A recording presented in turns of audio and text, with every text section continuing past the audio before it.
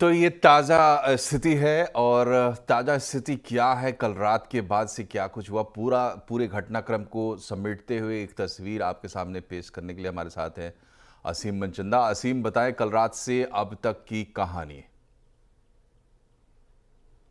देखिए, ये कहानी दोपहर 3:30 बजे से शुरू होती है, जब पाकिस्तान के डीजीएमओ भारत के डीजीएमओ को फोन करते हैं और उनको कहते हैं कि हम युद्ध विराम के लिए तैयार हैं। तो भारत भी उसके ऊपर तैयार हो जाता है और युद्ध विराम को मंजूरी मिल जाती है और 5 बजे के आसपास और 5 बजे का एक वक्त दिया जाता है कि 5 बजे के बाद कोई भी फायरिंग नहीं होगी और सीज फायर इसको माना जाएगा। लेकिन ठीक उसके बाद रात के 8 साढ़े 8 बजे के बाद से दोबारा से ऐसी ही हरकतें देखने को मिलती हैं। कई सारे जो ड्रोन्स हैं वो भारत की सीमा के अंदर आते हैं। कई जो राज्य हैं वहां पर ड्रोन्स के आने की खबरें आती हैं और उसके साथ साथ कई जगह पर सीज फायर का उल्लंघन भी दिखाई देता है। उसके बाद एमईए ने एक प्रेस कॉन्फ्रेंस करी रात के 10 बजे के आसपास और कहा कि ये सीज फायर का उल्लंघन है। जिन बातों के ऊपर कहा गया था उन बातों को भी माना नहीं जा रहा और सीज फायर का कहीं ना कहीं उल्लंघन है। लेकिन वो 10:30 बजे के बाद से एक सीज फायर हमें दिखाई दे रही है। सिचुएशन धीरे धीरे अब